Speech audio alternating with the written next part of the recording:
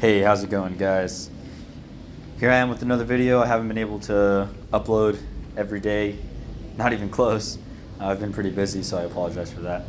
Last time, I think we went over the fried liver, and here I am as white again.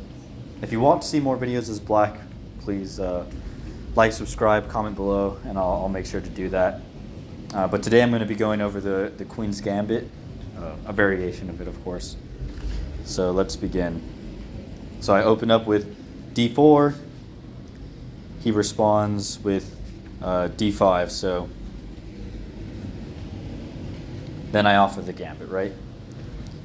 And he accepts. So this made me pretty happy because most of the time they'll just protect the pawn, and then I have to make the decision if I want to take or if I just want to leave it there for him to take in the future. So he takes, and I move my pawn up. I know, so recently I've been going through like a process, right? So I think of it as strengths and weaknesses, right? What strengths does that move? Like, what strengths does it add? Or what are the strengths of that move, and what are the weaknesses of that move, right? A weakness of this move is that I just trapped my black squared bishop. I have trapped it. However, there is a reason that I play it this way. Normally with the Queen's Gambit, when they take, I would develop my pawn to e4 and just completely take the center. I'm not very experienced with just taking the center. I tend to do it pretty sloppily. I would definitely have to study more in order to play that. I like to play this, and my reasoning is I can take back that pawn immediately if I want to with the bishop, right? So I could just take the pawn with my white squared bishop, and then I just made that back, so I made that pawn back, and I've developed a piece in the process, right? However, like I said, I have the option to do that, but I don't. My reasoning is, the reason I leave that pawn there is because I'm actually hoping for my opponent to protect that pawn with their pawn on the b file. So they put me in check, which this isn't really anything to worry about. I'll gladly make this trade. And then he reinforces. So I have an option. I have the option here to take, and that'll open up his rook on the a file. Personally, I don't really like to open up files for rooks, so I give him the choice, and he takes. The game would have preferred me to take with this, which makes sense, right? This is a move that I thought about. The reasoning is it develops my knight as well as putting his pawn in danger, right? However, I took with my queen because I was hoping he would make that move. I developed my knight,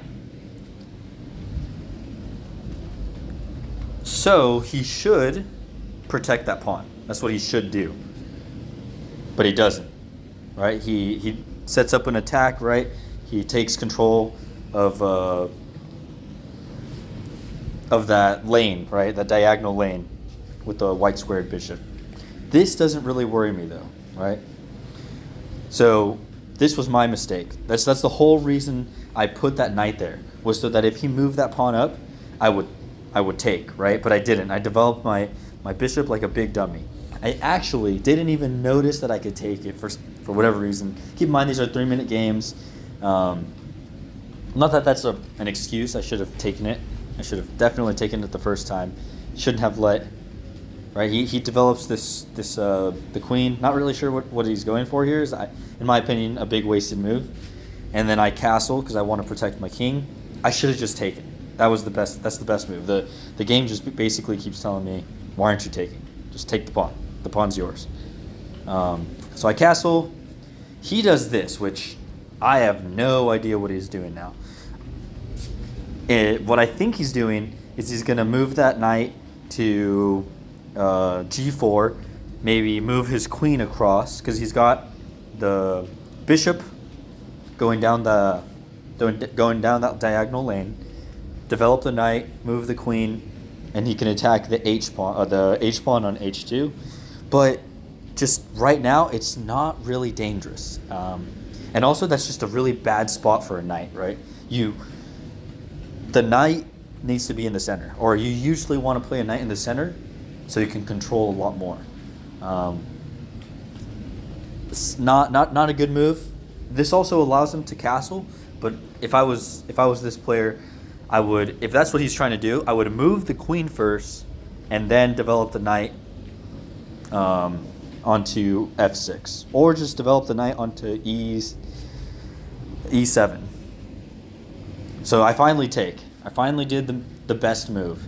Finally did what the game's been wanting me to do the whole time, right? So I take, and I'm putting his c pawn in danger, right? So I can take the c pawn, and he'll lose the rook, but he defends it, and not too worried about this move at all, actually, because I'll just take with my queen, which is what I do, right? So now I've won a pawn.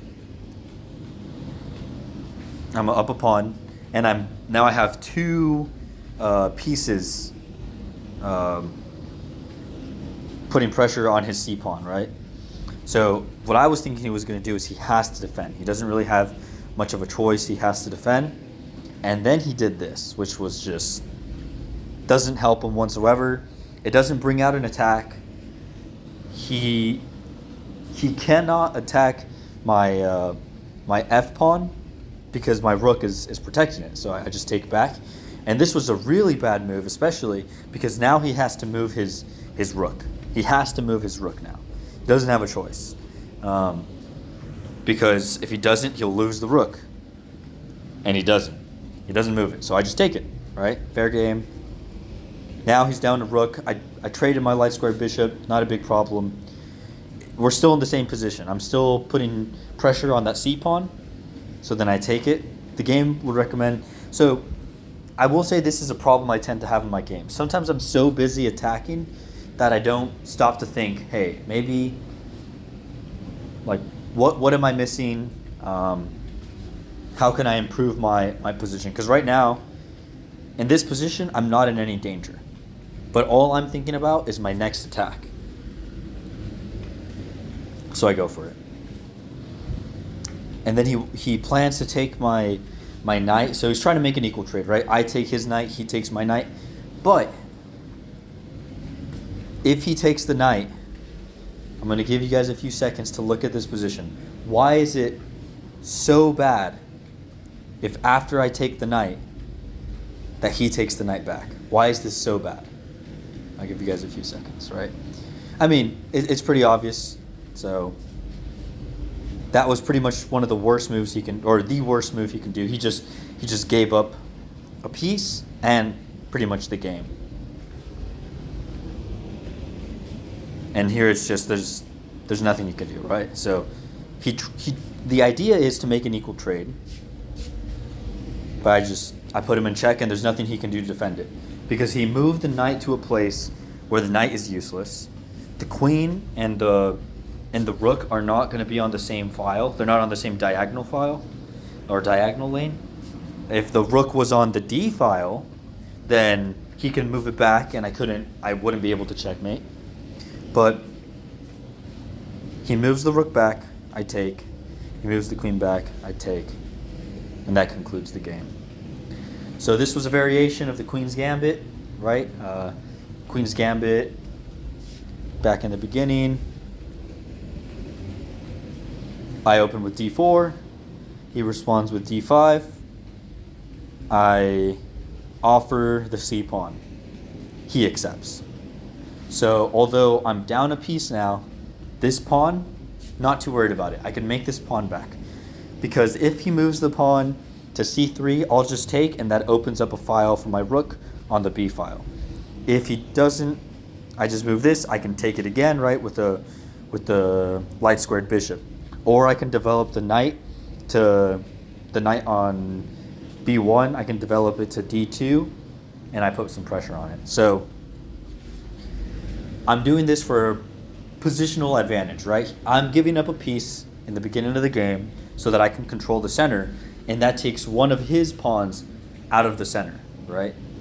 And in the beginning of the game, what you really want to go for is controlling the center. All right, well, thank you very much for watching our video. Like and subscribe, and drop your chess.com names if you ever want to play some games against me. All right, thank you.